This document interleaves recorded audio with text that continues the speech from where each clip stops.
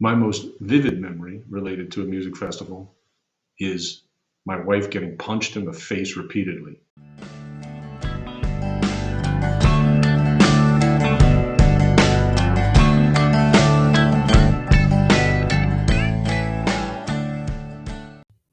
You're listening to Third Song In with Chris Derrickson and Tom Polachek. It was probably 1990, and she wasn't my wife at the time. She was my girlfriend. And we had just finished seeing Melissa Etheridge play at the VP Fair in downtown St. Louis. Wonderful outdoor concert where we were seated in the grass facing the arch. Melissa Etheridge was fantastic. We really enjoyed ourselves. We got in my car, which at the time was a little convertible Suzuki Sidekick, and we ended up in horrific traffic headed west, getting out of downtown St. Louis. We were probably 6 or 7 cars back at a red light, just not going anywhere, when all of a sudden to my right, I felt and heard this commotion, and I turned around, and these two kids were reaching into the vehicle and just pummeling Dawn. I flew into a rage. I pulled the car up half onto the curb, jumped out of the car and started chasing these kids. Probably chased them 200 or 300 yards. They went through this weird little archway into a courtyard in the middle of an apartment complex. And at this time, it was a pretty sketchy area. And I realized as I kind of jogged to a halt that it probably wasn't a really good idea to chase these guys into someplace I didn't know at all. So I kind of backed up slowly and left. And by the time I got back to the car, Dawn was furious at me because not only did I take off, but I took off still blocking traffic with my car half up on the curb. So I don't remember a whole lot about the show other than I think I enjoyed it, but that will be a lasting memory of one of the first outdoor music festivals I ever attended. But the topic for today is not necessarily bad experiences at music festivals, but music festivals in general. And I think both you and I, Chris, have realized that we really enjoyed going to those festivals where you could see more than one band play and go over a couple of days period of time. It's not something we did certainly when we were in college or when I was in law school or anything like that. But since then, I've had some fantastic experiences all over the country, really, at different music festivals, and I believe you've had the same experience. I don't think I've had as many as you, but the ones that I've done have been just great. Like you said, you get to bounce around to different artists, and it's just a totally different feel than a straight up concert. And I mean, it goes all the way back to our college days. The Washington University had this event every year. I think it's biannual now, but it's called Walk In, Lay Down, also called Wild. I remembered some of the bands. Remember the Busboys, for example, who were in the Eddie Murphy movie. I think they got kind of famous for a song that they did in Beverly Hills Cop, right? Was that Beverly Hills Cop movie? I'm pretty sure. But I went back and looked, and there's actually a pretty detailed description of all the bands that have played there over the years. And it's a pretty impressive list. And we can get to it a little bit later, but I have some like really funny stories that some of our fraternity brothers had me do, for example, because one of the years it was the Allman Brothers and Dickie Betts band, and I won't say who the brother was. One of our fraternity brothers was a huge fan, and he found a way, with my help, unwittingly, to get him up on the, we call it the front row. Remember there was the pit before the stage. So we were sitting on the wall because he had convinced everyone in our way that he was mute and couldn't speak, and then I had to speak for him. We got all the way up to the wall and we're sitting on it. So we're basically like in the front row watching the Allman Brothers and Dickie Betts. But yeah, stuff like that. It was also just, the picnicking out there. And it really was a festival experience before I knew anything about music festivals. Because if I'm not mistaken, Chuck Berry played like our freshman year. He did Walk In, Lay Down. And at the time, I wasn't as impressed as I should have been. Yeah, like some bands that I'm really into, like Morphine played there one year, and there was the who's the other band that played there when we were there the first year? Shoot, I found the whole list and I can pull it up, but Yeah, but there's some really impressive bands that played there. Jason and the Scorchers, that was one of the Oh, other ones. yes. They weren't huge, but a big enough name. And then the big one that I remember with you was Austin City Limits Music Festival. Right, because we went, I believe, to the very first ACL Music Festival. It's a Yep. big deal now, and it was crowded when we were there, but not the way I think it's gotten since then. First of all, because the demographics of Austin have gone through the roof. It was a lot smaller way back Yeah. when we went.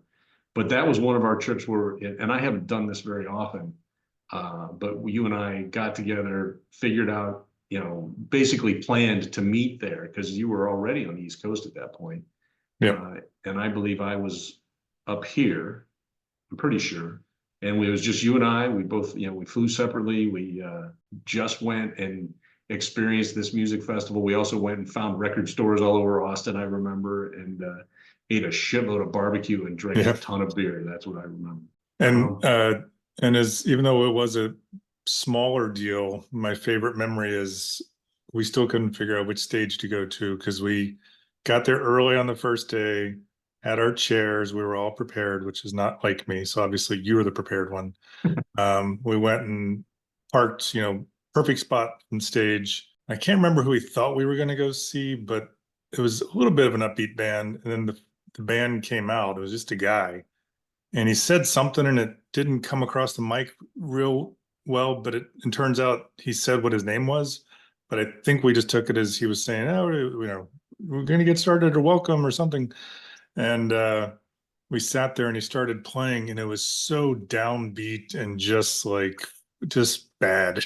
And we both looked at each other and like, do you know this song? I don't know this song. And then we looked at our festival guide again and we were at the wrong stage and we picked up and ran over to the other stage and it was already packed. So the band that we wanted to see, we ended up in the back row. Did not make that. Yeah, I can't remember. I don't remember who that was either. I feel like we went to see, I want to say Old 97s played. Yep. Which Old 97s played, Drive By Truckers played. That's back when right. That's when Isbell was with them.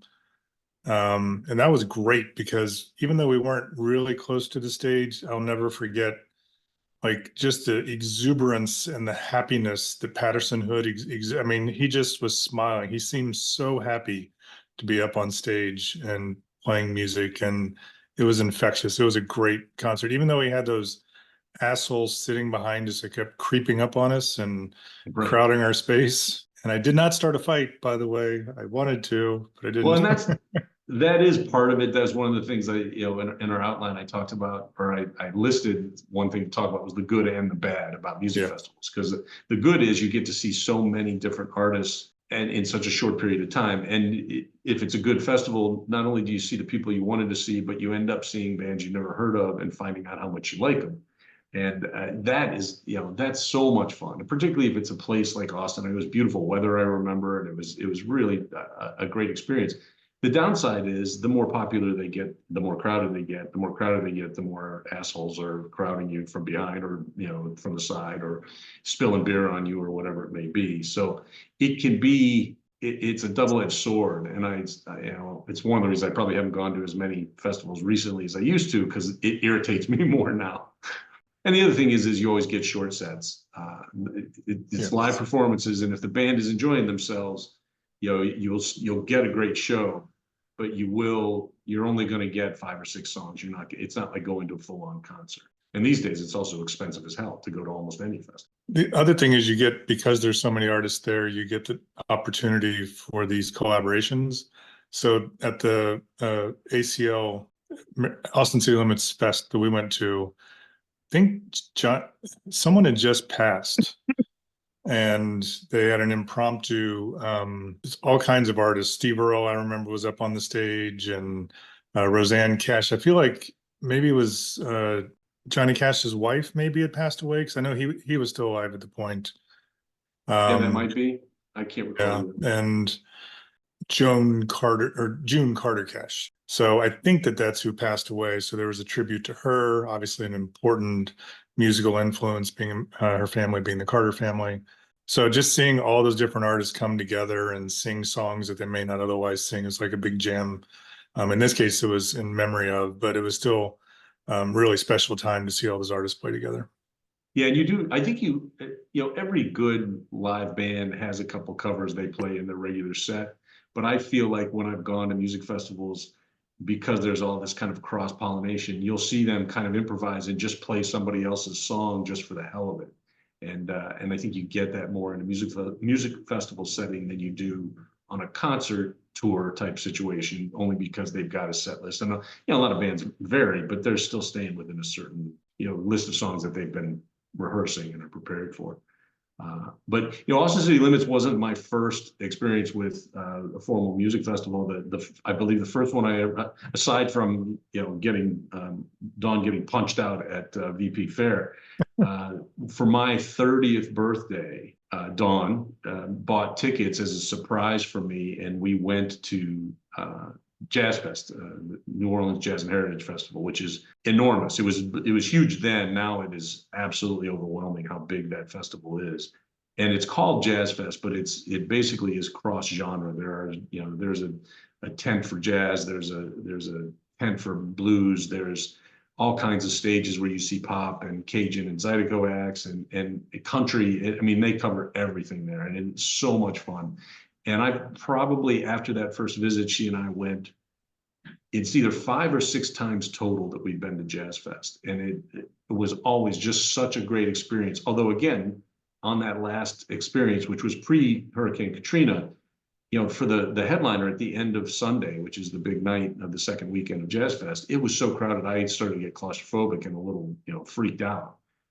So again, it's always good and bad, but it was always so much fun. And one of the things I learned early on when we went to Jazz Fest was that the people who knew what they were doing, they would set up in a certain place or before one of the big stages because they knew somebody they wanted to see was playing there, and they would just stay there all day and use it as home base and go to other stages and move around. So they'd set out their blankets or their chairs, and the really smart ones would plant flags. And I can remember the first time we went there was this one flagpole that went up from somebody's home base, and it had a city of Chicago flag on it. And over there was someone with it was like a sex doll was hanging from a flagpole. But you'd set those up because if you wanted to go get beer, you want to go get food, which by the way is reason enough to go to Jazz Fest is just for the food. You could find your way back. So after I think my second Jazz Fest, I had a friend, his mom made me a green flag, like a American flag size flag that was Bleeding Gums Murphy from The Simpsons holding a saxophone. Nice. And I brought that with me to every Jazz Fest after that. And I actually used it at a couple other music festivals that we went to that were local around here. And I always got great comments on it.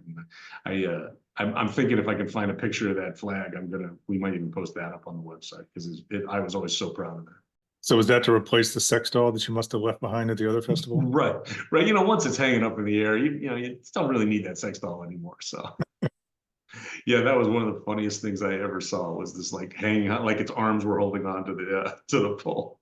And I didn't go to many. I mean, you'll probably have more of these. I've gone to some smaller ones like Rooster Walk, which is in some small town in, I think, Pennsylvania.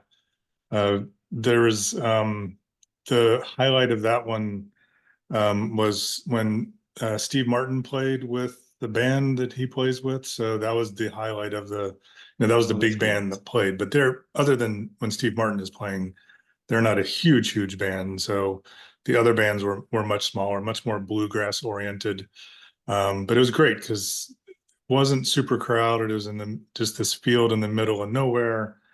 And you could get really close to the artists. And there's several bands that I hung on to and listened to after that because I would have never known about them. And that's the other good thing about this is if you are willing to go to some of the smaller stages, or if you have no choice because it's so crowded, you can get introduced to some, really good up and coming bands.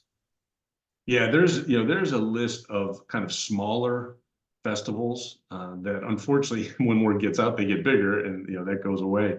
But those are really good for that reason because you find these bands that are right up your alley that you never heard of, or that maybe you've only heard a song from, and you realize just how good they are, particularly how good they are live.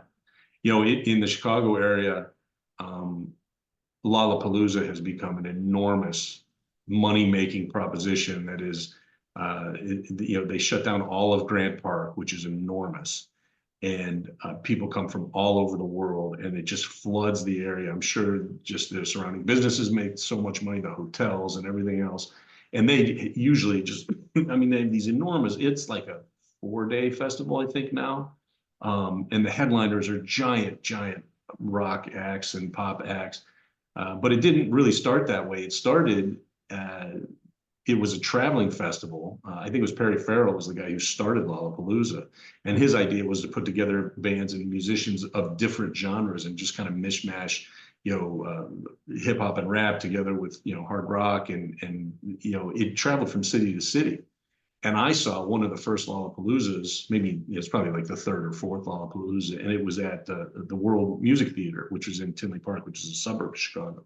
But now it's gotten so big, it's so crazy expensive that unless we manage to snag free tickets somewhere here or there, frankly, we just don't go. And then for me, the other side of the coin is I had a buddy here in Joliet who for about 5 years produced and put on a music festival in the minor league baseball stadium in Joliet that was called Hopstring Fest.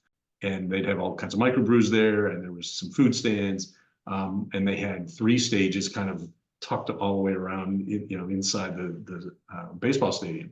And they were mainly regional or local bands. But let's just say I flew Bleeding Gums Murphy proudly at that. All right, I'll do a quick, that's just evidence that you should probably always play Trivial Pursuit against me and make me answer the geography questions. Because somehow in my head, I drove from North Carolina and only went a state or two over and ended up in Pennsylvania and not Virginia, which should have been my answer. So, well, that one sounds like it's almost kind of genre specific, because that's the other thing. There are a lot of cool festivals that are really based around a specific genre of music. So, for example, Chicago also in Grant Park does the Chicago Blues Festival, which I've never attended, but when you look at the lineup, it always seems like it's worthwhile. But it is all just, it's classic blues artists and then contemporary blues people. But even in St. Louis, I want to say it's been about 10 years now since they started it, but they have a festival they call Twang Fest. And that festival, at least when it started, and I think it's still the same way, isn't in a specific, it's not like New Orleans Jazz Fest where everything is in the racetrack and it's there every year. Twang Fest is just basically a collection of performances at different venues. So Blueberry Hill would always host, like on the Saturday of Twang Fest, Blueberry Hill has like 3 or 4 bands that are playing. For, starting though like around 11 or 12 and playing all the way through the night, and then they'll be playing at other bars and other venues in St. Louis, and that's very dedicated to kind of alt country and Americana and to a lesser extent country. But I went once down there for that and had a great time. So they get, if you like that kind of music, they are a great draw for that kind of thing. And you and I have been talking about trying to pick another music festival that neither of us has been to. And that hasn't worked out yet, but as our kids get older and further away from home, hopefully we can pick a spot and meet there like we did with Austin City Limits. I would love to do that. Yeah, that's one thing we got to follow up on and maybe make it a future episode, because I get stuff either my Facebook feed or just email because everyone is listening to us. So now I'm sure I'll get more emails about festivals. But I've identified quite a few I'd love to go to. I've always wanted to go to Twang Fest. I've never had the opportunity. So, but yeah, that would be a good one for us actually, only because we could also, catch up with people and, yep. And kind of like a homecoming. And I always check. I always kind of forget when it is because I think it's late spring. But the last couple of years I checked and it was like, oh yeah, it was last week. So, but that would be a good one to make plans for because we could get together with other people too. Almost all of these are outdoor. So, and a lot of them are going to be in the summer because people can travel more easily. And living in North Carolina, it's just so damn hot in the summer. I mean, another sign that I'm old, because we didn't care when we went to Austin City Limits. It was just right. Because I remember it was hot as hell, and of course St. Louis in the summer for VP Fair. I'm sure I don't recall specifically, but I'm sure the humidity was about 85%, whatever the temperature was. Guarantee it. So, all right. So we do have a question. Jonathan from Why Not, North Carolina. wrote in and is asking, what is the best concert we've ever seen? You can start off. All right, I'm going to start. This is an impossible question, just like what's your favorite band or what's your favorite song or album as far as that goes.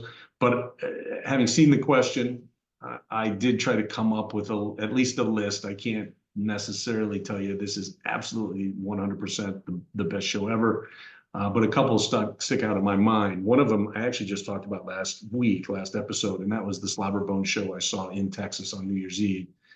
That was a show that my wife surprised me with for Christmas, and it was fantastic. The other show that immediately popped up after that one, though, it was an Alejandro Escovedo show at Fitzgerald, and back when I saw this was late '90s, I think. I was a big Alejandro Escovedo fan, had all his albums, was really looking forward. I think it was probably the second or third time I'd seen him live. But we got there early. I had no idea who was opening for Alejandro, but it turned out to be a band called the V-Roys. And I didn't know who they were at all at the time. And they, in their opening set, just blew the roof off the place. It was such a great show. I went with my wife and with a buddy of mine and his wife. And he and I were both kind of music fans, and our wives didn't care as much. And we were standing in the middle of the open floor, and it was packed. There were lots of people there, but we were both just kind of frozen, and we kept looking at each other like, how the hell did we not know who this band was? And they put on such a great show that, frankly, they, in my opinion, they outshone Alejandro that night. But they were just full of energy, and it certainly was the biggest surprise. And I've been listening to them ever since. And of course, they folded. And Scott Miller, who I think you may have recommended music from previously, he still has a solo career, and I love his stuff solo. But as a band, they were just awesome. So that's probably at the top of the list. I'll just mention a couple others. One of them just always makes me think of you, because you were a big Smithereens fan. You introduced me to Smithereens, but you took me, and I think we took Dawn as well, to go see the Smithereens live. And they were, again, one of those bands that had so much energy. That bass player of theirs, he walked to the back of the bar playing a bass solo, took a beer and shotgunned it while playing, and then returned to the stage. And I will never forget that. And you and I were just high-fiving the whole time. And I really do like Smithereens, and they played all the hits, and it was a lot of fun. But I think that one is more because of the company and the Yeah, and I was going to put the Smithereens on my list, but I saw that you already had. And one of my favorite moments, so the Smithereens songs were all around 2:20, 2.5 minutes. They were just to the point, not a lot of guitar solos. They felt that stuff was a little indulgent. Near the end of the show, they went up to the mic and like, we don't remember the words to this song. We think you might. And then they played like a note for note perfect version of Rock and Roll from Led Zeppelin, which is totally making fun of the song, and everyone in the crowd was singing like they weren't. It was just great. And, yeah, but that sort of stuff. And again, they could make fun because they were fantastic musicians. They were a great band. It's a great list. A little bit of an overlap, especially, as I said, the Smithereens. So my list, a lot of these shows happened at the same place. There was a place in Annapolis where I lived for quite a few years that it was called a listening room. It was the Ram's Head Tavern. I saw Kevin Welch there. I saw the Subdueds. I saw, which again, another reason I didn't put him on because I saw you. And again, this is a listening room. So one of my favorite moments was with Alejandro Escovedo. He got up there and he's strumming his guitar and he said, they told me to keep it down a little bit here because this is more of a listening room experience. And then he like just, wow, he's like, I told him to fuck off. And then he he was loud the entire show. It was a great show. Subdueds were a fantastic one. One of the ones that I always remember was Split Lip Rayfield. One, they were high energy, punk bluegrass band. But I don't think I realized it at the time, but the lead singer was suffering from some form of cancer, and I actually got a chance to talk to him at the end. I maybe had a few beers, but I did get to chat with him, and I think he passed away like within 6 months after that show. He had been sick, and then he was taking chemo. and he realized that the chemo was inhibiting his ability to perform. So he stopped chemo and just decided to finish up doing what he loved. So that one, it was a great show. I knew none of that at the time, but it just sort of has a sentimental value because that's what, loving what you do is all about. I mean, he knew what he was doing and he wanted to play music. So, and he entertained the hell out of us. It was great. Yeah, but one of the ones that stood out is, I think it was my first wife. She won, she wasn't my wife at the time. She won free concert tickets on a radio show, and it was for Little Feat. So we went, and it was at I think it's now called the Fabulous Fox Theater, but there's the Fox Theater in St. Louis, which is a beautiful place. And the opening band was Joe Ely, and I knew of him a little bit, but not that much. And he just blew us away. He was awesome. It was a great show. Really got me into him, and that Texas sound was another step towards my adoption of Americana and alt country as one of the main musics I listened to. And a lot of it was because of the lead guitarist, David Grissom, just tore it up in that show. And not too long after that, he got snatched up by John Mellencamp and toured with him for years. And I just remember thinking, man, Mellencamp's good and everything, but you were so awesome with Joe Ely. But he's always got to go to those bigger shows. And then one of the last ones, well, two other ones, I'm sorry. So one is I saw Bare Naked Ladies, had zero interest in seeing them. And they were so entertaining. It wasn't even funny. Like you could tell they've been traveling for a while. They were all growing facial hair and having some sort of weird contest. And they talked about it. It was just a lot of inside jokes and fun, but they were great musicians. Their songs are catchy. I think I might have even bought one of their CDs afterwards. You know why you like them, right? Yeah, because the name of the band. Plus, you know where they're from. They're Canadian. Dudes from Canada. It's like right Bare naked and from Canada. What not to like? And then one more serious one, and then one more joke. So the Lumineers. I've seen the Lumineers twice. Once in Minneapolis, once here in North Carolina. They're just one of the most comfortable, professional live bands that I've ever seen. They tell great stories. Their songs sound great. It just flows so well. I'm really impressed with how good they are as a live band. It was, and both times I've liked the bands that opened for them, and I ended up not liking the bands because they are so much better live than other bands that. And one of them was Camp. I know people are into Camp these days. They were mediocre at best as a live band. I was not impressed. It was an outdoor theater.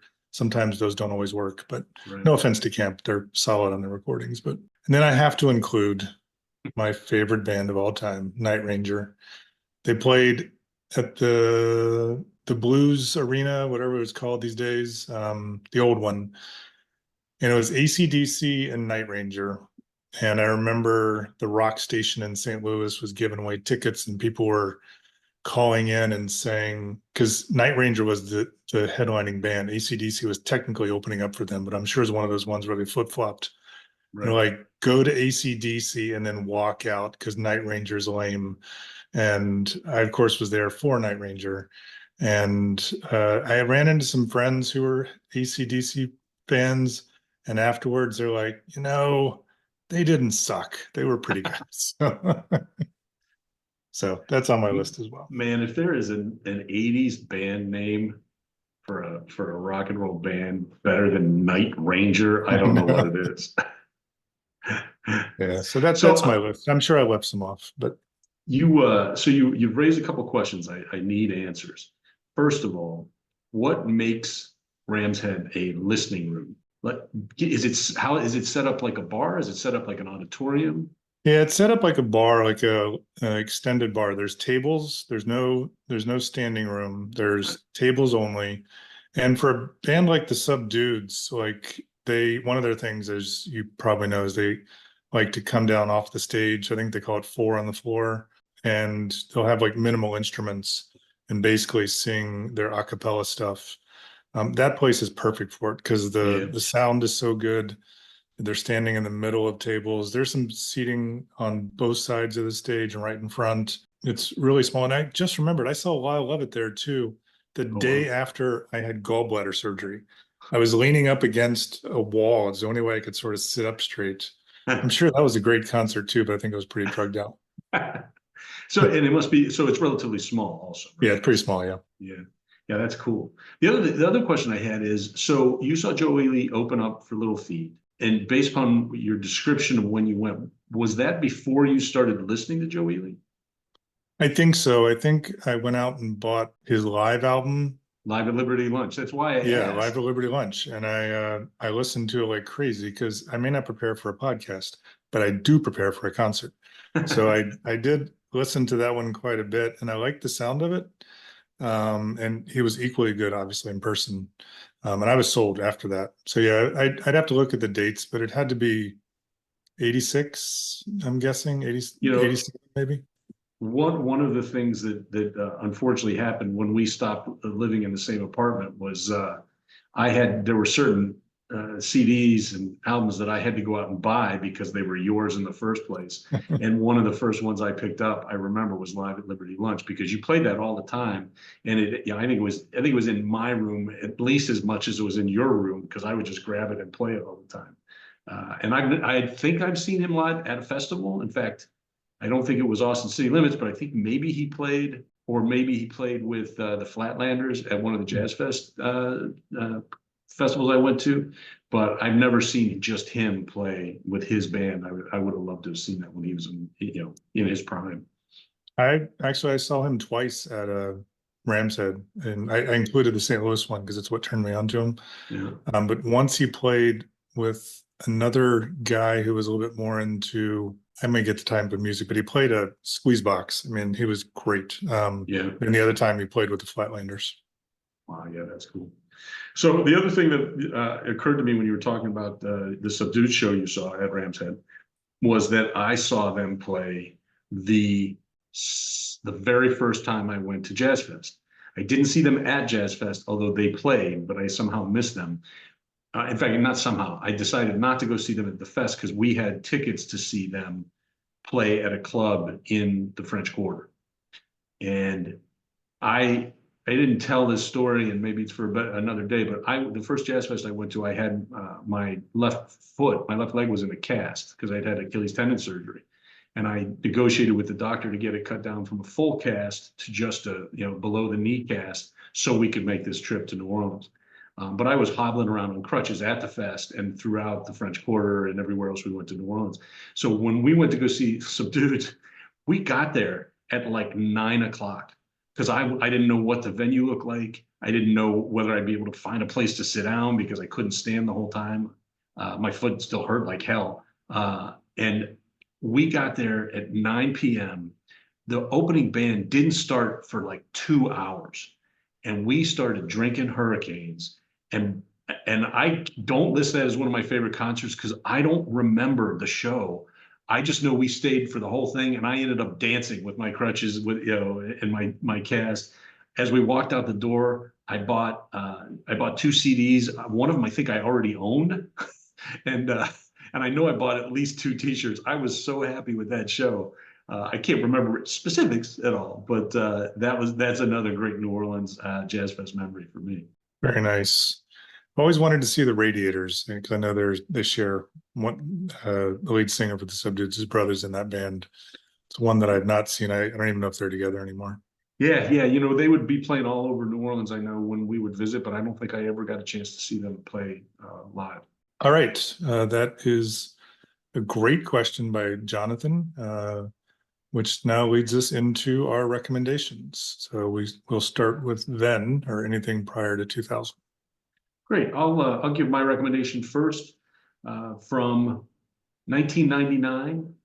And again, this all for me, when I think of music festivals, I always end up thinking of New Orleans, and I love that city.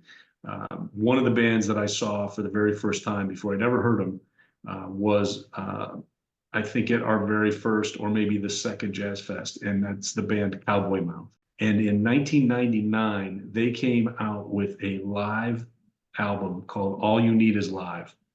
And it captures them, and they capture the feeling of New Orleans to me as much as any band. They're not Cajun, they're not Zydeco, they're not rock.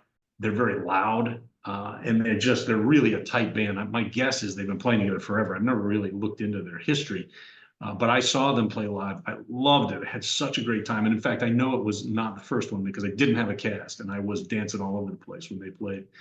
But if you want to know or get some sense of what they are like as a live band, get the album All You Need Is Live from 1999. In fact, one of my favorite songs, and it's a song I almost recommended for the playlist this week, is Hurricane Party. And again, if you want to get a sense of what the musicians and kind of alternative lifestyle people do or feel or act like in New Orleans, listen to Hurricane Party from that album, and I think you get at least a picture of what it must be like just to live down there and live the artist life. So I'm going to give it, just because I feel like I hand them out too easily, I'm not going to give it 5 out of 5 Egg Burritos with sour cream, but it's close, man. I was on the fence for this one. I'm giving it 4. And, if we get a public outcry after people listen to the song, I may push it up to 5. That's okay, because I gave mine 5 out of 5. I decided that maybe I'm not giving enough. You're very stingy, I will say that. I went with a fairly obvious one for me, but I went with 1975's Live Bullet by Bob Seger and the Silver Bullet Band. So it's the first live album that I purchased. I don't know if I've said this before, but my dad listened to Bob Seger. I think he had Main Street and Old Time Rock and Roll. And I would listen. We had an old turntable downstairs in the basement. We had a pool table.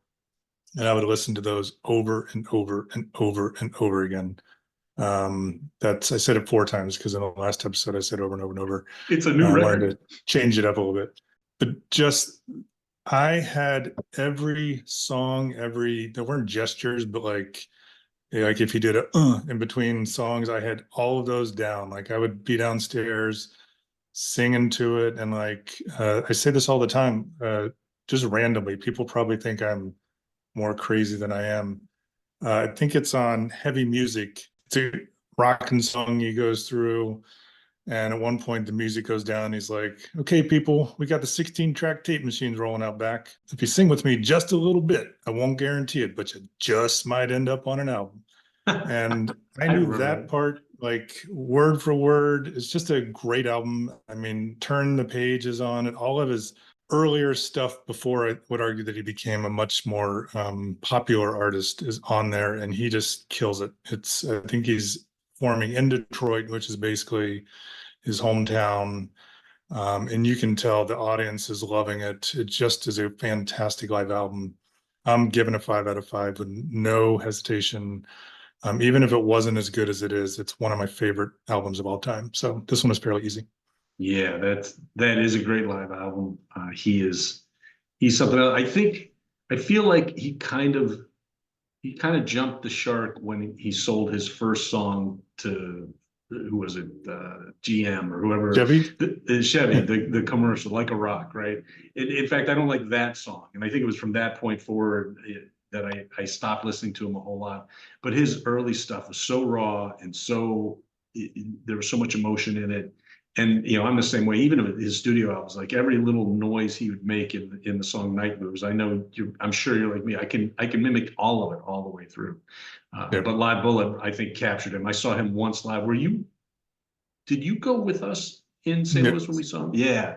So I can't remember who scored those tickets because I don't think we paid for them. It was our buddy Gibb, because remember he went and did some computer work on the lighting system. It was down. And they sent him over, and he fixed it in really quick amount of time. And they gave him 4 or 6 tickets. Didn't he call us? Didn't he say, passes. Hey? Yeah, he was like, "Hey, anybody want to come?"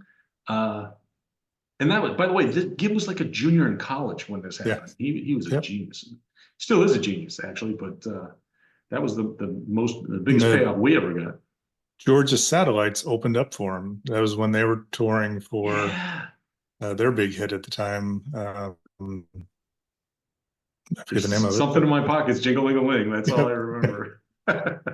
Yeah, that's right. And I didn't know that band, and that was just a great show all the way around. Although we didn't really we never met him, right? I don't think we ever met him. In fact, I think I think the backstage passes we got were kind of in quotes. I think we got to the room where they had the Bud and Bud Light in tubs of ice, and there was like cheese and crackers on a table. I'm sure there were like 3 more levels that we would have had to go to see, the drummer in the band, let alone Bob Seger. And so for my recommendation for now, it is a documentary that came out in 2022. It's called Jazzfest, A New Orleans Story. And as I've already mentioned, when I think music festivals, I always think Jazz Fest. I can't get past it. This movie just came out about 2 years ago, but I didn't see it until last summer.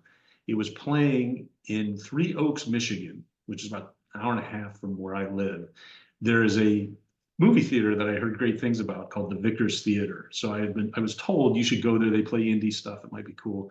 And there's also there's a really cool music venue there, and it's just beautiful. That part of Michigan, kind of southern Michigan, near the lake, is gorgeous. So Dawn and I went this last summer, so summer of 23. We went to go see Jazz Fest: A New Orleans Story. The movie's directed by Frank Marshall and Ryan Suffern. In my opinion, it does a great job of capturing the personality of Jazz Fest and just the personality of New Orleans in general. A little note I made to myself is I feel like it captures those two things in a grand way, but also in a very granular way with lots of little interviews, and you get a sense of kind of local people and also musicians and what have you. It's not the best documentary I've ever seen. My Egg Burritos with Sour Cream rating is 3 out of 5 because it's okay in terms of how it was directed. B, truthfully, the Vickers Theater wasn't as impressive as I thought. It was more like sitting in somebody's living room and watching it on a 60-inch screen. And the sound wasn't very good there, which is the biggest problem for me. So my guess is I'd probably give it a 4 out of 5 if I saw it in a theater with good sound, with Dolby sound, because let's face it, that's what it's all about. However, from a personal perspective, I'll watch it again when I get homesick for New Orleans. I think I'll watch that movie because they play the music, they show the performances, they show you the food. It really does capture what it feels like to be there in a great way. So my recommendation for now is Jazz Fest: A New Orleans Story.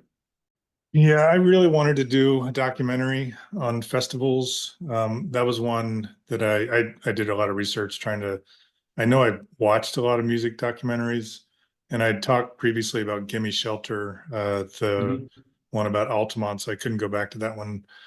This is one that I've always wanted to watch. You're going to be surprised by this, but I almost did a documentary about a festival, and it was all the people on the band were riding a train in between locations, and it was in Canada. So it's called Festival Express. I've seen that movie. Yeah, isn't that great? It's a really good. Yeah. Yes. I haven't seen it in so long that I was a little nervous about my ability to talk to the details of it. I mean, other than what I just said. I mean, it's got the Grateful Dead, Janis Joplin, just some really great, but it was really cool just to watch the interactions, and it's a very different setting than you're maybe used to. Seeing him backstage is one thing, but seeing him ride on this train was just a really unique way to watch. It was just a really cool concept. I didn't have time to go back and watch it, so I didn't recommend it, but I would recommend it for folks if they're looking for a great music documentary. Yeah, the whole claustrophobic kind of sense of them being in those train cars, and it was a tour like in the 70s, right? Yeah, it was back in like maybe 73. Lots of drugs, lots of drinking. The Grateful Dead in their heyday. I mean, it was something else. I think I can't remember if Dylan was on or not, but all right. So to my actual recommendation, sorry, I pulled a Tom there and talked as much about my second choice as I did my first one. I went with the song The Living Bubba, which is on multiple albums from the Drive-By Truckers, but I'm specifically choosing the one from their first live album, which was Alabama Ass Whuppin' in 2000. And it's right on the cusp, I realize, but I don't care. That's what we've defined it. And it's just it's a sad song, but it is uplifting in its own way. It's about this guy named, hold on, I wrote his name down. I know his last name is Smalley, but he was a Georgia I think probably from Athens area, musician. His name is Gregory Dean Smalley, and the truckers knew him well. I think they called him Bubba, and he was in a bunch of bands, and he was diagnosed, I think, with leukemia. And everyone talks about it. I found articles about him. The song "The Living Bubba" talks about it.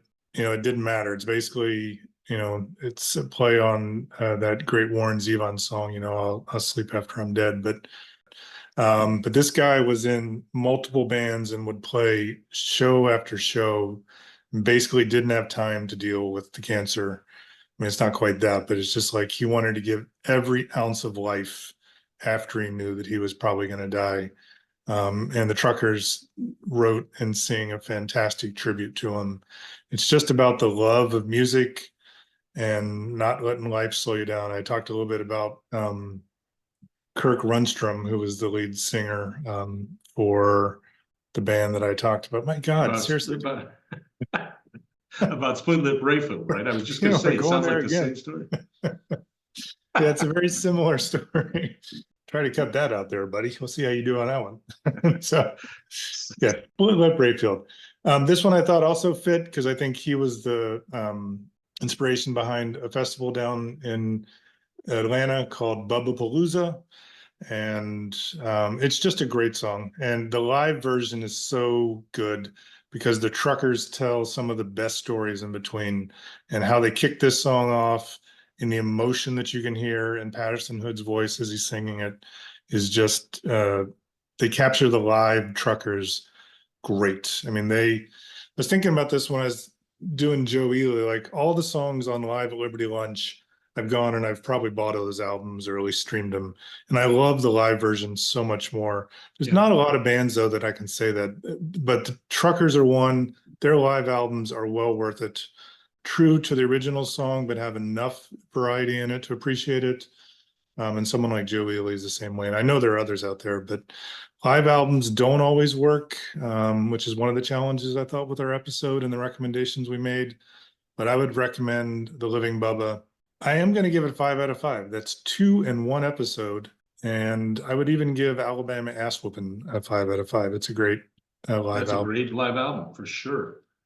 They've got a couple live albums. And that's what I was trying to remember was the name of I think it's the most recent one, which is so good. I know it's Live at the 40 Watt is what I was trying to think of. Yeah. It's awesome. But that introduction in Alabama Ass Whuppin to that song is one of the best I've ever heard. And when I saw you put it on the outline, I was like, yeah, that's, that definitely captures the feeling of a live performance for sure. So I like my choices this week. 2 5 out of 5s, like yours as well. You were holding back a little bit, but great recommendations. That brings us to Post Facto. It's a mistake. It's a mistake.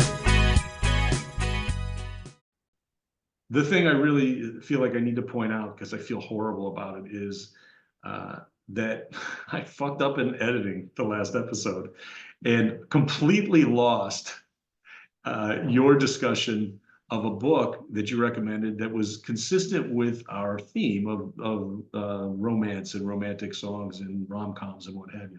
And you gave, I thought, a really kind of, well-reasoned description of a book called The Humans, written by Matt Haig, and made me want to put it on my Goodreads list. I want to read the novel myself. And you spent quite a bit of time to describing it, and then I completely fucking lost it. I have no idea what I did with it. So I had to cut out a chunk of about, I don't know, a minute and a half or two, and that chunk ended up including your description of that. So I apologize. And if there's anything else you would like to say, since nobody got to hear it last week, I don't think it was a recommendation so much as just a discussion of a good book. Well, it's because I don't read as much as you, and I finally had a book that was applicable. I would give you grief, but you've saved me so many times with your editing that I think it's just a cost of, there's a trade-off. You save me 8 times, and you cut out the only coherent thing that I say once. So. And I was probably an hour into it, and I was like, I was listening to what I thought was the final cut, and it skipped from one thing to another, and it was kind of like in the middle of you summing up that book. Yeah. And I thought, what the hell did I do? And I looked around in the other clips and I couldn't find it. I was so damn tired. I was like, it's all coming out. I don't fucking care. I'll just describe it in post facto. Well, that's okay because I listened to the whole episode twice, and until you said something, I didn't even remember that you cut it All right, out. well, I guess that's good, but I still feel bad. That's all right. All right, why don't you go ahead and I can't remember any others. If folks, you know what? If folks don't want to give us reviews, they can send us stuff that should go into post facto. We welcome any and all feedback on our episodes, and we'll get into that a little bit more in a few minutes. But this brings us to our playlist. And I am going to ask you to go first because my curveball is I'm changing my song that I Right have on now, there. you're changing. Yeah, right You this second. Son of a bitch. I went and listened to the song that's on there. It's all not right. bad. It'll get on to another playlist and into another episode, but it doesn't seem to ring true with the overall feel of this episode. So I've quickly found one that does, and I will surprise you with it after you talk about yours. Okay, so for the playlist and for new listeners, and I hope there are some, every episode, Chris and I each pick one song that will go on a playlist it was all initiated on Spotify. So there's a Spotify season 2 playlist that includes each of our selections from every episode. There's also a season 1 playlist that has a total of 20 songs. Season 2 will have some more because we threw a curveball ourselves a couple episodes ago. But we each pick a song that'll be on the playlist. And now, not only is it on Spotify Music, it's on YouTube Music, it's on Amazon Music, it's on Apple Music. We'll post those all probably before the episode gets posted. The playlist tends to get updated because that's a lot easier, frankly. So my pick for this episode, this music festival episode, is a song by the band Wilco. It's Misunderstood, and it is the live version of Misunderstood from 2005, their album Kicking Television. And the original song, which is also worth listening to, came from the album Being There in 1996, which I think was their third album, if I'm not mistaken. The reason that I selected this and the reason that I think it's so keyed into the theme for this week's episode is that they headlined Lollapalooza in Grant Park back in 2008. And that year, Dawn got us tickets by virtue of her employer. And they were amazing tickets. They were like VIP tickets where they had trailers set up by one of the stages. And they had the trailers had balconies, and they had their own bathrooms behind the trailers in different trailers, so you didn't have to go down amongst the masses at all. So it was really a very comfortable way to go to a summertime music festival when it's all hot and humid and muddy down, in front of the stages.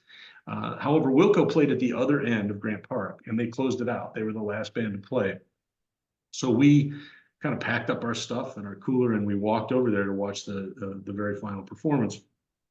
And they opened up with Misunderstood, and it had gotten dark.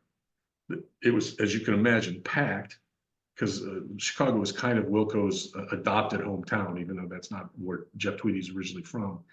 And their stage faced south towards Grant Park. So the crowd, including me, were facing north, looking at the Chicago skyline, all lit up as it always is. And Chicago has one of the top, 5, 3 maybe skylines of all time, in my opinion. And they kicked into this song, Misunderstood, and I had been, drinking moderately all day, so I was kind of happy, and the whole experience had been really nice. And they started that song, and I felt transported. It was so cool to be watching a band I really like play with the whole Chicago skyline behind them, and they rocked this song. I mean, they started their set, and it was a short set like all festival sets are, but man, they started it hard and they finished it hard, and it was everybody in the crowd was singing along and kind of swaying to the music. And it was one of those situations where you kind of forget where you are and who you are, and you're just listening to the music. And the song I'm recommending comes from a different live performance, but I do think it captures, in terms of the audio, it captures the way they performed it back in Lollapalooza. And you can find the Lollapalooza performance in its entirety on YouTube. It's from 2008, and that's worth seeing. Although again, it'll never capture the full sensory experience of watching them play at the end of a long day at a festival. But it at least will give you an idea of what it was like. Great choice. And in some way, well, in many ways, I'm very happy I made a different choice. So I pivoted to Me and Billy the Kid from Joe Ely. He did sing it I know for a fact, at the St. Louis show. Mm-hmm. And it's the opening song from Live at Liberty Lunch, which was released in 1990. And in addition to just a great performance, it's got some fantastic lines. It's funny, and at the end, it's one of those ones where someone has killed someone and they're making fun of it, but it's Billy the Kid. He probably wasn't a good dude. So, but it's this guy, the main character, and Billy the Kid are sort of buddies, and they got the same girlfriend. And early in the song, they talk about, we had the same girlfriend, and he never forgot it. She had a cute little chihuahua till one day he up and shot it. He talks in the next stanza about he had a silver pocket watch that he never did wind. And you go through the rest of the song, and at the end, he has killed Billy the Kid. He says, now my baby sings harmony to La Cucaracha. She winds her silver pocket watch and pets her new chihuahua. So the symmetry and the humor, but the performance is great. And on this particular one, I'm sure that David Grissom is playing guitar, and the whole album is worth it. But Me and Billy the Kid has always been one of my favorite ones from that album. So I'm going with Joe Ely's Me and Billy the Kid from Live at Liberty Lunch in 1990. So yeah, you played that frequently. I know I did. I may have played that like 2 or 3 times. That one, that's one of the reasons I ended up buying that album for myself when we all moved away from St. Louis, because the imagery in that song in particular is amazing. He's just such a great singer and songwriter. Yeah, and every once in a while you just wonder why certain people don't reach another level, and he's one. He's got a great voice. He's a great songwriter, and he's very dynamic live. He's a great presence on the stage. So I've seen him several times and enjoyed every single one. If he's still out touring, I will buy a ticket as soon as he comes near, or we'll go to some festival, Tom, where we can see him there. That's what we need to do right there. So that's our music festival episode. As always, we would ask people to follow us on wherever you get your podcasts. Please rate and review the podcast wherever you can. We are on Spotify. We're on Apple Podcasts, Amazon Music, YouTube Music. We also have a website, thirdsonginpodcast.com, and we're updating that almost daily. We have an As Mentioned page where you may find links to things we've discussed or people we've talked to. Our recommendations will go up there, at least our 5 out of 5 recommendations will. And you can also listen to our podcast through that site as well. And if you can find a picture of that flag, we will put it up on our website. Done. Same thing for the sex doll. If there's any chance you still have access to that? Does it have to be the same sex doll? Maybe not. Thanks for joining us. This has been our festival episode on Third Song In with Tom and Chris. We look forward to seeing you next week.